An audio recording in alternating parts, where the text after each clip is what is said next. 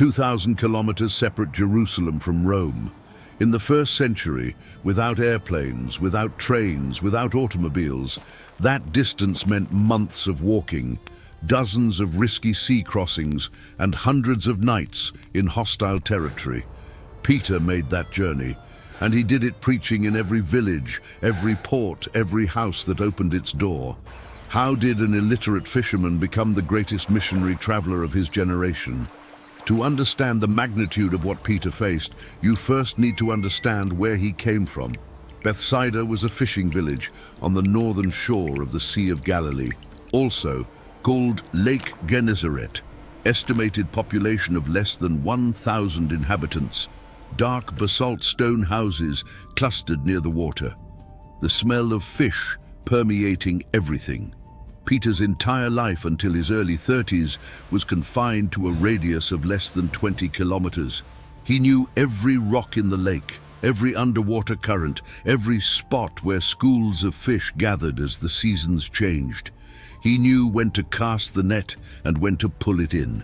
He knew how to read the wind by the smell of the air, but he had never seen a paved Roman road. He had never boarded a real merchant ship.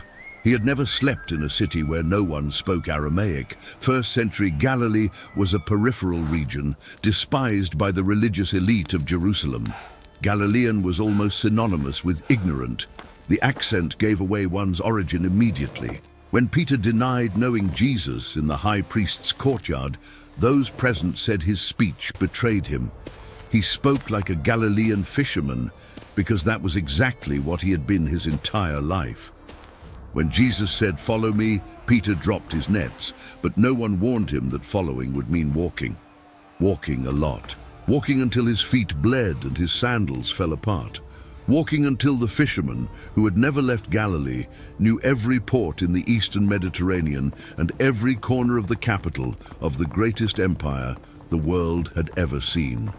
The first shock for any first-century traveler was the scale of the Roman Empire.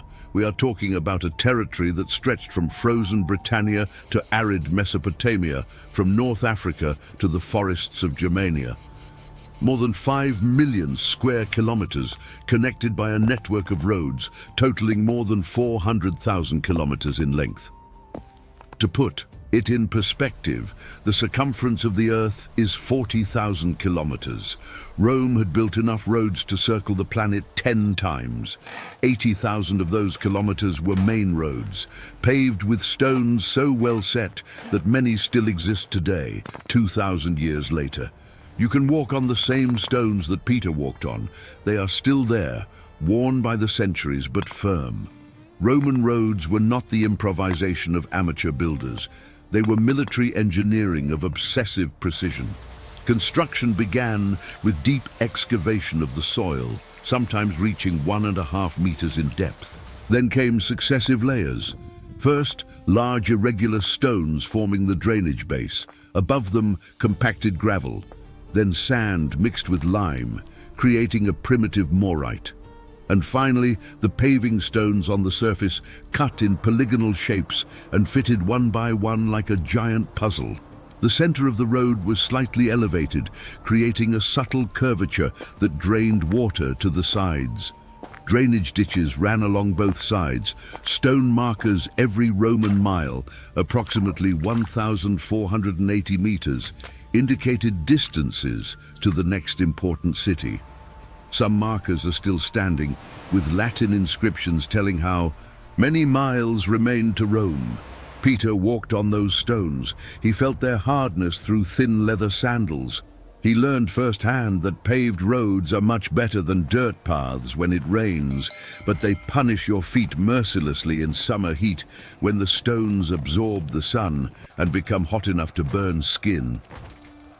The Via Maris was the main commercial route of the region where Peter was born. The name means Way of the Sea in Latin.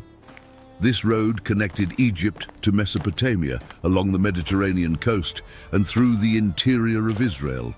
Merchant caravans had traveled this route for more than 1,000 years before Rome even existed. Egyptian pharaohs marched on it. Assyrian armies used it to invade kingdoms. By the time Peter began traveling, the Via Maris was fully integrated into the Roman road system, with military checkpoints, toll collection at strategic points, and occasional patrols to deter bandits. But Peter did not travel as a wealthy merchant with carts loaded with goods and armed servants for protection. He traveled as an itinerant preacher. That meant going on foot, always on foot. The average speed of a healthy walker in the ancient world was 25 to 30 kilometers per day. That assumed reasonably flat terrain, favorable weather, and a body in perfect condition. In practice, the actual average was closer to 20 kilometers or even less. Steep climbs, treacherous descents, extreme midday heat, unexpected rains that turned paths into mud, everything drastically reduced the pace. Put that math into real perspective. From Jerusalem to Caesarea Maritima, the main port of Judea, is approximately 100 kilometers, 4 to 5 days of uninterrupted walking. From Caesarea to Antioch of Syria, the third largest city of the empire, more than 400 kilometers. 2 weeks minimum, probably. 3 considering necessary stops, from Antioch to Ephesus by land, skirting the coast of Asia Minor, another 500 kilometers. 3 more weeks of journey. And that does not count stops to preach in villages along the way, does not count the mandatory Sabbath rest that every Jew observed, does not count forced detours because of bandits on the road, bridges destroyed by floods, or simply because someone along the way needed to hear about Jesus, and Peter could not say no. A traveler's day began before dawn.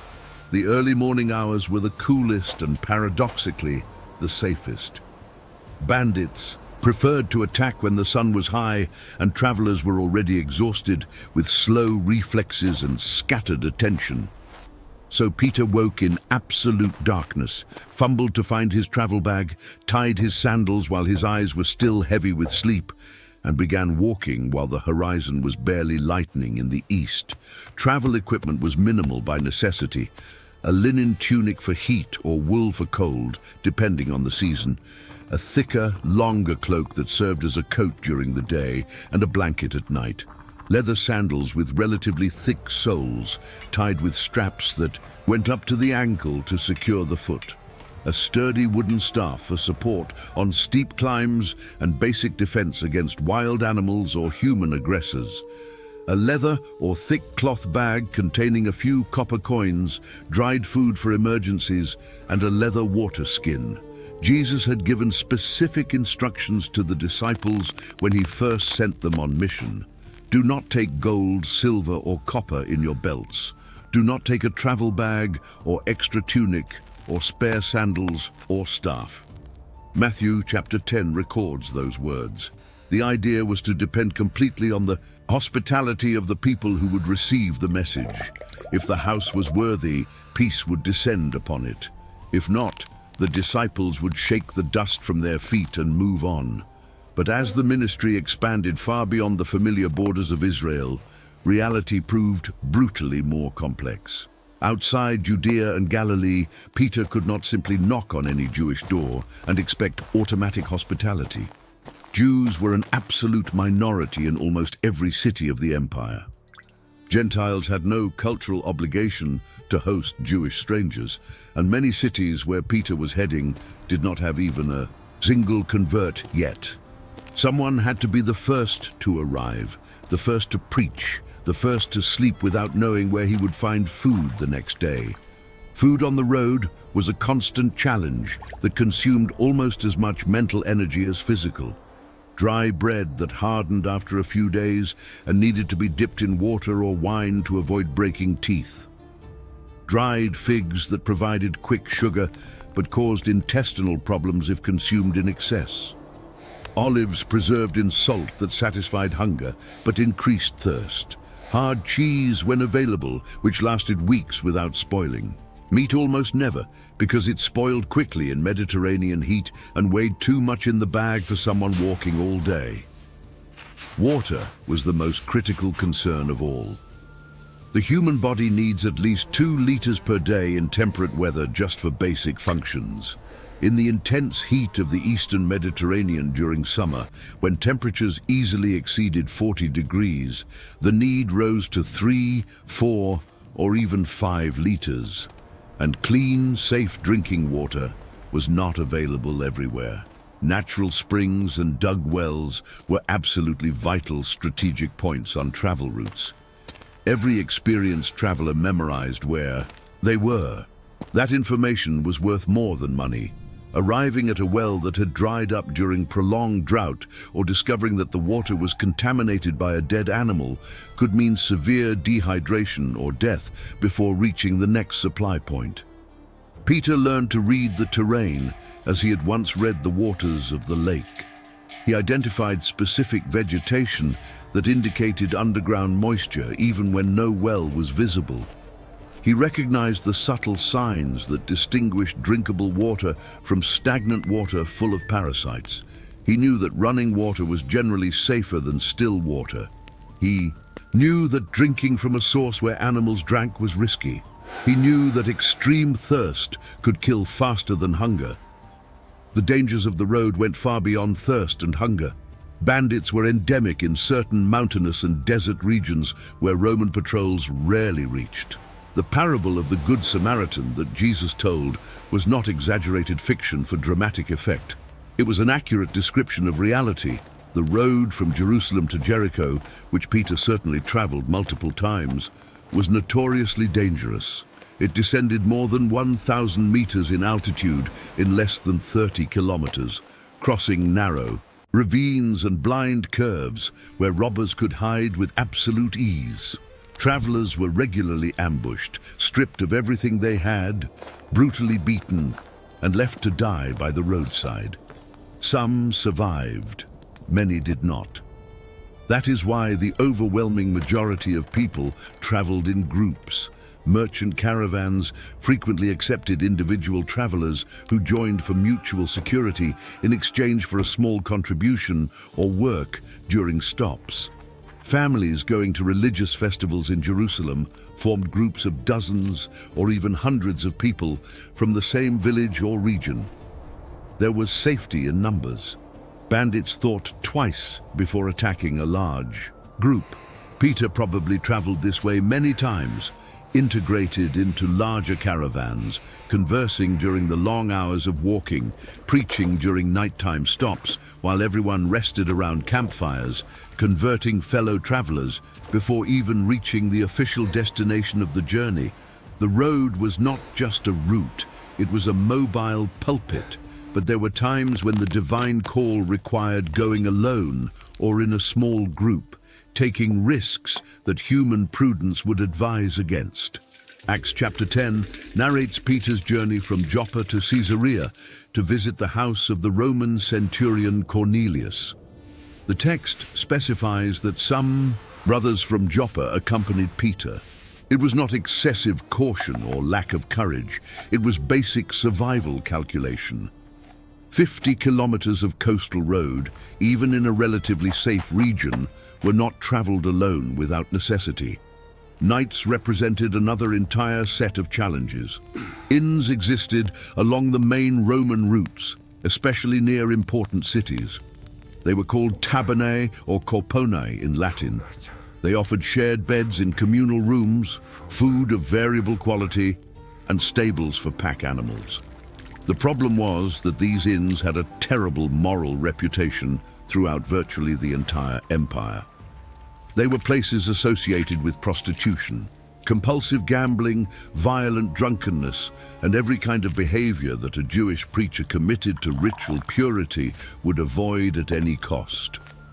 Furthermore, they cost money that itinerant missionaries generally did not have available. A simple room could cost the equivalent of an entire day's work for a common laborer. The most frequent alternative was sleeping outdoors, wrapping oneself in the thick cloak, using the travel bag as an improvised pillow, finding a place relatively protected from strong wind and away from dens of dangerous animals. Natural caves were sought. Ruins of abandoned buildings served when available. sometimes simply a patch of softer grass beside the road. Peter must have spent hundreds of nights like this over 3 decades, looking at the same stars he saw when fishing on the Sea of Galilee at night, but now hundreds or thousands of kilometers away from any place he could legitimately call home. The sky was the same. Everything else had changed. When there were converts in the destination city, the lodging situation changed completely. Traditional Jewish culture and the nascent Christian community took hospitality extremely seriously. It was a biblical commandment. It was family honor. Receiving an apostle, someone who had walked with Jesus personally, was a privilege that families competed for. Acts chapter 9 tells that Peter stayed many days in Joppa at the house of Simon, a leather tanner. Significant detail. Tanners worked with the skins of dead animals and were considered ritually impure by more rigorous Jews. Their houses typically stood outside city walls because of the strong smell of chemicals used in the process. Peter, an observant Jew, chose to stay at the house of someone many would consider contaminated. The message was clear before any word was even preached. Acts chapter 10 relates that Peter spent some days at the house of Cornelius in Caesarea after baptizing the Roman centurion and his entire family. A Jew sleeping under the roof of an uncircumcised Gentile, eating at the same table. This was silent revolution happening one meal at a time. These stays were not just physical rest for an exhausted body, they were intensive teaching opportunities. Peter spent hours explaining the scriptures, telling stories about Jesus that only eyewitnesses knew, answering questions that new converts had accumulated for months, waiting for someone who could clarify. He baptized those who believed. He laid hands on those who needed healing or special blessing. He resolved internal conflicts that arose in new communities. He organized minimal leadership structures for when he departed. The house of a convert automatically became a church. There were no buildings dedicated exclusively to Christian worship in the first century. Meetings happened in private residences of whoever had enough space to accommodate the group. When Peter arrived in a city, he went first to the house of the most prominent convert, or the one longest in the faith. From there, news of his arrival spread by word of mouth. Curious neighbors appeared. Distant relatives came to check.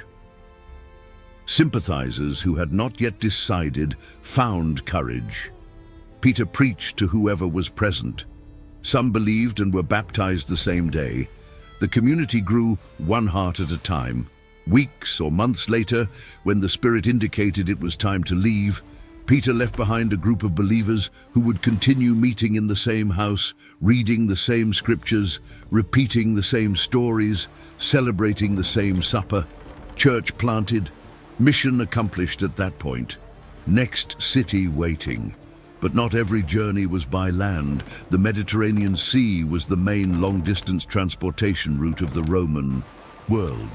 A journey that would take endless months by land, skirting coasts and crossing mountains, could be completed in weeks by sea when the winds cooperated. From Caesarea to Rome, for example, the land distance exceeded 3,000 kilometers if you followed safe routes. By sea, sailing in a more direct line, less than 2,500 kilometers separated the two ports. With consistently favorable winds, an experienced ship could complete this route in 3 to 4 weeks. The fundamental problem was that passenger ships did not exist in the modern sense of the term. All commercial maritime transport in the Roman Mediterranean was exactly that, commercial. Ships existed to transport valuable goods from one port to another, wheat from Egypt to feed Rome, wine and olive oil from Greece for wealthy tables in Syria, fine fabrics from Asia Minor for every corner of the empire that could pay, spices from Arabia, metals from Hispania, slaves from any conquered place. Human passengers were tolerated, not desired. You paid for the space your body would occupy on deck among the piles of cargo. You brought your own food and water for the entire duration of the voyage. You slept wherever you could find an available corner, and you fervently prayed not to encounter a storm along the way, because if the ship sank, no one was coming to rescue you. Merchant ships of the first century were built entirely of wood, generally pine or cedar for the hull and oak for critical structural parts. They were propelled primarily by one or two large square sails made of heavy linen and occasionally assisted by oars when entering or leaving ports or when the wind died completely. Average length varied between 20 and 40 meters. Cargo capacity between 100 tons, depending on size. Crew of 10 to 30 men, depending on the vessel. Average speed with favorable wind was between 4 and 6 knots, equivalent to 8 to 11 kilometers per hour. That seems slow by modern standards, but it meant a ship could cover between 150 and 250 kilometers in a single day of favorable sailing, much faster than any walk. The problem came when the wind was contrary or non-existent. Against strong wind, sailing ships made virtually no progress. Many simply anchored and waited days or entire weeks in port until the winds shifted to a favorable direction. The safe sailing season ran from late May to mid-September. Risky but possible navigation extended from March to May and from September to November. In winter, between November and March, the Mediterranean became effectively impassable for regular commerce. Violent storms arose without warning. Winds shifted direction unpredictably. Short days made visual navigation that depended on coastal references difficult. No sensible captain risked valuable cargo and experienced crew at sea during those months. This created a serious logistical constraint for travelers like Peter. Being caught in the wrong place when the sailing season closed meant being obligatorily stuck in that city for 4 to 5 months until the following spring.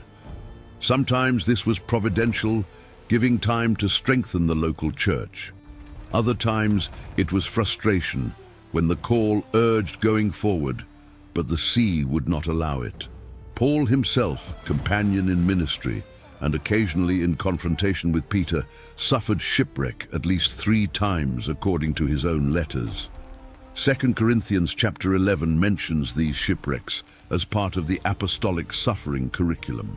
Acts chapter 27 describes in cinematic detail one of those disasters, when the ship carrying Paul as a prisoner toward Rome faced a storm that lasted 14 consecutive days.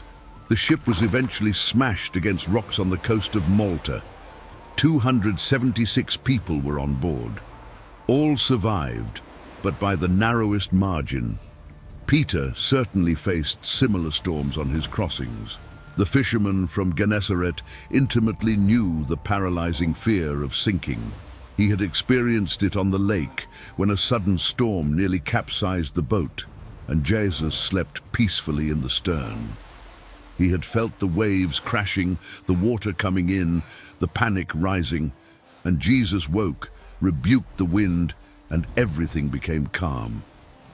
Years later, on the incomparably larger waves of the open Mediterranean, Peter needed to trust that the same power still operated, even when no audible voice commanded the winds to stop. Commercial maritime routes followed relatively predictable patterns dictated by seasonal winds and known currents. From Caesarea, the main port of Judea, ships typically headed north along the coast, stopping at Tyre and Sidon, then crossing to Cyprus. From Cyprus, they continued to Rhodes, an important commercial hub. From Rhodes, the route divided. Some ships continued along the southern coast of Asia Minor. Others crossed to the Aegean, passing through Greek islands to Corinth or Athens. The route to Rome generally passed through Rhodes, skirted Crete to the south, crossed to Sicily, and finally arrived at Puteoli, the main disembarkation port for those going to the imperial capital. Each stop was a missionary opportunity. Peter disembarked while the ship restocked water and food. He looked for the local synagogue, where Jews gathered every Sabbath. He asked if there were followers of the Way, as Christians were initially known.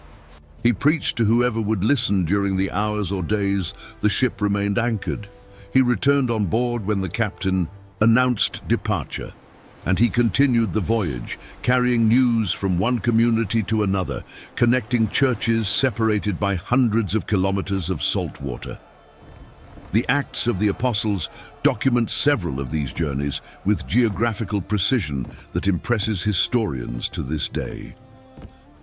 Chapter 9 shows Peter traveling through Judea on a missionary tour, passing through Lydda, a city on the road between Jerusalem and the coast, where he healed a paralytic named Aeneas, who had been bedridden for 8 years. From Lydda, he went to Joppa, an ancient port on the Mediterranean coast, where he raised a disciple named Tabitha, who had died, and whose body was already being prepared for burial. Chapter 10 describes the crucial journey from Joppa to Caesarea, about 50 kilometers north along the coast. It was on this journey that Peter received the vision of the sheet descending from heaven with animals of every kind, and the divine command not to consider impure what God had purified. Arriving in Caesarea, he entered the house of the Roman centurion Cornelius, preached to Gentiles for the first time, saw the Holy Spirit descend upon the uncircumcised, and baptized the entire family. Christianity had officially crossed the ethnic borders of Israel. Chapter 12 mentions that after miraculously escaping from prison in Jerusalem, when an angel opened locked doors and chains fell off on their own, Peter left and went to another place. The Greek text is deliberately vague. It does not specify which place. Scholars have debated for centuries. Ancient traditions point to Antioch first, then possibly Rome. The vagueness may have been intentional, protecting Peter from persecutors who might read the document. Paul's letter to the Galatians definitively confirms that Peter was in Antioch. Galatians chapter 2 narrates a tense confrontation between the two apostles.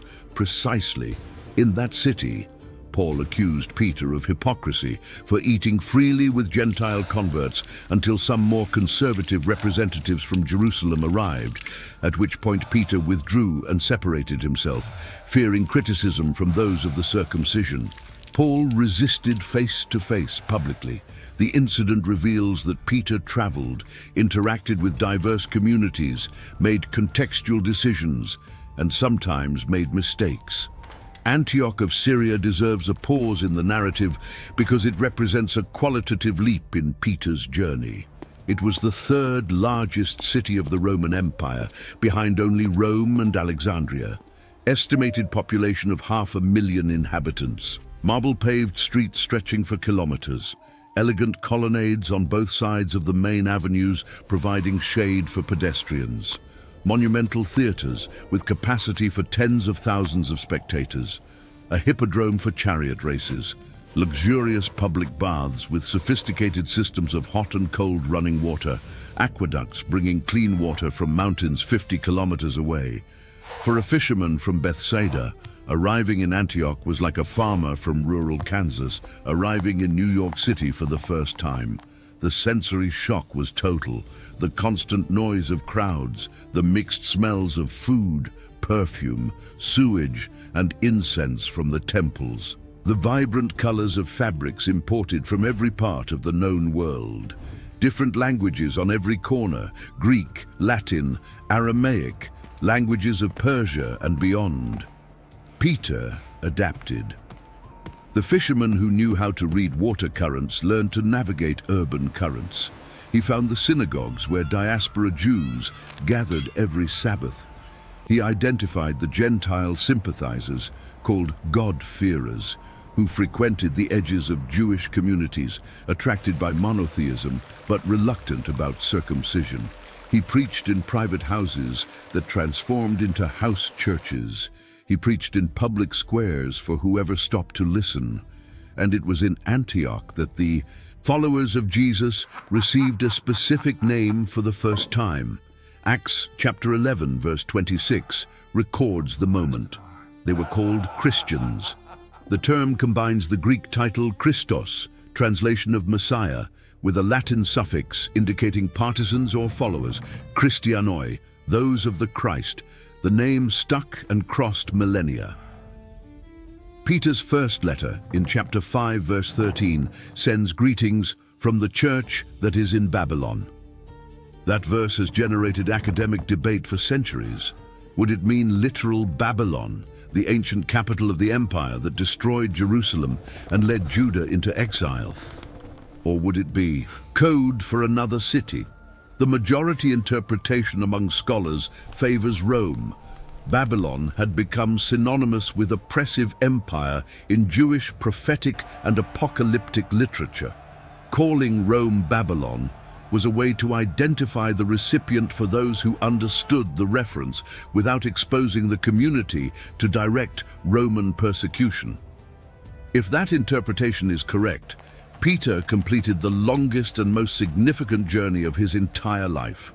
From Jerusalem, heart of Judaism, to Rome, heart of the empire that ruled the entire world, from the temple to the Palatine, from the periphery to the absolute center of earthly power. The oldest and most consistent Christian tradition affirms that Peter was martyred in Rome during the brutal persecution of Nero, between the years 64 and 68 after Christ. After the great fire that devastated much of the city, Nero needed scapegoats. Christians were accused of starting the fire. Systematic persecution followed. Some were covered with animal skins and torn apart by dogs. Others were crucified. Still others were turned into human torches to illuminate the imperial gardens at night. Eusebius of Caesarea, an ecclesiastical historian writing in the 4th century, cites earlier sources that describe Peter being crucified upside down, at his own request, according to tradition, because he did not consider himself worthy to die in exactly the same manner as his master Jesus. Origen of Alexandria, in the 3rd century, already mentioned this tradition as established. If these accounts are historically accurate, Peter spent the last 3 decades of his life in almost constant motion, from Jerusalem to Samaria and back, from Jerusalem to Lydda, Joppa, Caesarea, from Caesarea to Antioch, from Antioch possibly to other cities of Asia Minor whose names were not recorded, perhaps Corinth, possibly other Greek cities, and finally Rome, where the journey ended on an inverted cross. Each stretch of this network of travels meant weeks or months of walking under merciless sun. It meant days or weeks on ships rocking over unpredictable waves. It meant countless nights in the houses of strangers who became brothers after hearing the gospel. It meant hunger when food ran out, thirst when wells dried up, fear when bandits appeared, prison when authorities decided the message was too dangerous. The accumulated physical cost of these travels was absolutely brutal. Bare feet or poorly protected by sandals that lasted a few months before completely falling apart. Constant exposure to the sun that ages the skin, the wind that cracks the lips, the rain that soaks clothes with no chance of drying before hitting the road again. Irregular food, frequently insufficient in quantity and almost always deficient in nutritional variety. Diseases arose without adequate medical treatment available. Fevers that could be malaria, typhus, or dozens of other infections endemic to the region. Infections that started as small cuts on the feet and could evolve into fatal gangrene. Intestinal parasites that were practically universal in anyone who drank unboiled water or ate poorly washed food. Average life expectancy in the Roman world was 25 to 35 years. That number includes the extremely high infant mortality of the time, but even those who managed to reach adulthood rarely exceeded 50 or 60 years. Peter was probably over 60 years old when he died in Rome. His body bore the marks of decades of accumulated punishment, from the endless roads, from the treacherous sea, from the damp prisons, from the night's outdoors. The same hands that pulled heavy nets of fish from the Sea of Galilee ended up nailed to a Roman cross upside down in the heart of the empire. Historians calculate that Peter traveled between 8,000 and 12,000 kilometers over 3 decades of ministry. That is equivalent to crossing the United States from coast to coast 3 times. On foot, he had no GPS, no detailed maps, no guarantee that he would find food or shelter at the next stop. He had only the command he received on a mountain in Galilee: go and make disciples of all nations. 2,000 years later, the routes that Peter opened are still traveled. No longer by apostles with worn sandals, but by pilgrims, historians, and curious people wanting to understand how an illiterate fisherman managed to go so far.